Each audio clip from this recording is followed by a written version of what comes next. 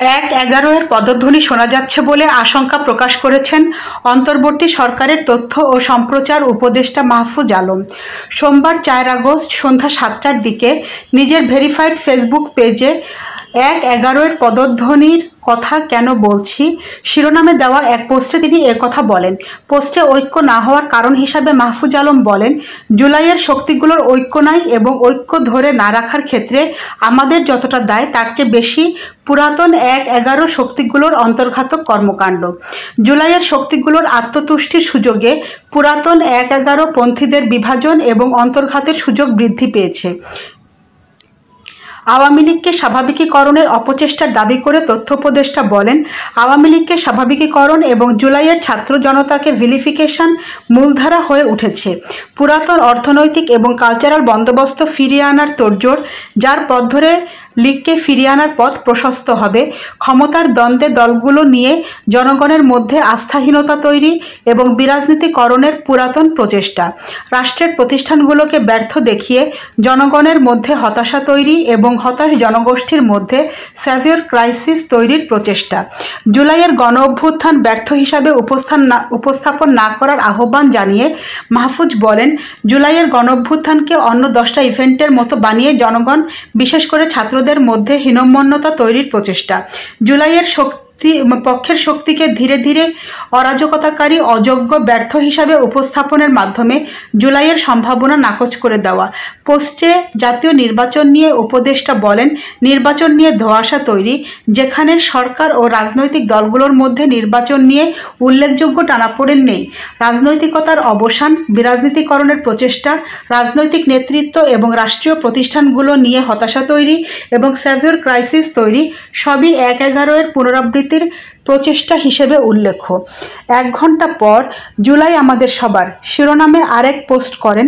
সেখানে বিভিন্ন রাজনৈতিক দলের অবদান উল্লেখ করে উপদেষ্টা মাহফুজ আলম বলেন, দলীয় বা আদর্শিক বিরোধের জেরে জুলাই গণ অভ্যুত্থানে কারোর অবদান অস্বীকার করা উচিত না। এখানে শিবির ভূমিকা রেখেছে তাদের জনশক্তি ও কোঅর্ডিনেশন দিয়ে। বিভিন্ন প্ল্যাটফর্ম থেকে শিবিরের কর্মীরা অভ্যুত্থানকে এগিয়ে নিয়ে গেছেন, ক্ষেত্র বিশেষে চালিয়ে নিয়ে গেছেন। ছাত্রদল ঢাকাসহ বিভিন্ন স্থানে ফ্যাসিস্ট বাহিনীকে প্রতিরোধ করেছে, প্রতিরোধ স্পটগুলোতে লড়াই করেছে, তৃণমূলে লীগকে প্রতিরোধ করেছে। ছাত্রশক্তি কোঅর্ডিনেট করছে মাঠে সামনে থেকে, সিভিল সোসাইটি আর কালচারাল সার্কেলে এবং আস্থা তৈরি করতে পেরেছে। ছাত্র অধিকার পরিষদের কর্মীরা সারা দেশে প্রতিরোধ গড়েছেন এবং আগের কোটা আন্দোলনের লড়াইয়ের ধারাবাহিকতা ধরে রেখেছেন। ছাত্র ইউনিয়নের একাংশ, ছাত্র ফেডারেশন ও অন্যান্য বাম ছাত্র সংগঠনগুলো মাঠ ও বয়ান ধরে রেখেছিল। বামপন্থী সাংস্কৃতিক ও সামাজিক সংগঠনগুলো জুলাইয়ের শেষ দিনগুলোতে মাঠে নেমেই জনগণের মধ্যে সাহস সঞ্চার করেছে। জুলাইয়ে মাদ্রাসার ছাত্রদের অবদানের কথা উল্লেখ করে তথ্য উপদেষ্টা বলেন, আলেম ও মাদ্রাসা ছাত্ররা রাজপথে নেমে দীর্ঘ সময় প্রতিরোধ ধরে রেখেছিলেন। যাত্রাবাড়ি যার উজ্জ্বল উদাহরণ, শ্রমজীবীরা এবং প্রাইভেটের শিক্ষার্থীরা প্রতিরোধের স্পটগুলোতে দীর্ঘ সময় লড়াই করেছে। রিক্সা চালক ও নিম্ন মধ্যবিত্ত মানুষেরা প্রতিরোধ গড়েছেন। নারীরা রাজপথে লড়েছে এবং আহতদের সহযোগিতা করেছেন।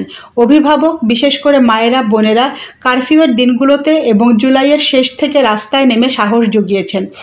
স্কুল কলেজের শিক্ষার্থীরা প্রতিরোধের স্পটগুলোতে নিজেরাই নেতৃত্ব দিয়ে অভ্যুত্থান এগিয়ে নিয়ে গেছেন। তিনি আরও বলেন, বিশ্ববিদ্যালয়গুলোর সাংবাদিক সমিতি ও অন্যান্য সামাজিক সাংস্কৃতিক সংগঠন অভ্যুত্থানের পক্ষে নীরব অথচ কার্যকরী ভূমিকা রেখেছে। ছাত্রলীগের একটা অংশ বিদ্রোহ করে অভ্যুত্থানে যুক্ত হয়েছেন। উঠতি মধ্যবিত্ত জুলাইয়ের শেষ দিকে নেমে অভ্যুত্থানকে আরও ব্যাপক করেছেন। পেশাজীবী সংগঠনগুলো এবং সাংস্কৃতিক ও মিডিয়া কর্মীরা জুলাইয়ের শেষ দিকে একাত্মতা প্রকাশ করে অভ্যুত্থানকে শক্তিশালী করেছেন। প্রবাসী শ্রমিক, চাকুরে এবং প্রফেশনালরা জুলাইকে বৈশ্বিক করতে ভূমিকা রেখেছেন। কবি, সাহিত্যিক, পাবলিক ইন্টেলেকচুয়াল, সোশ্যাল ইনফ্লুয়েন্সার এবং র্যাপাররা জনগণকে উদ্বুদ্ধ করেছেন ও অনুপ্রাণিত করেছেন। শেষে তিনি প্রশ্ন রাখেন, জনগণের লড়াইয়ের কার কোন অবদান অস্বীকার করবেন? নয়নতারা নিউজ, ঢাকা।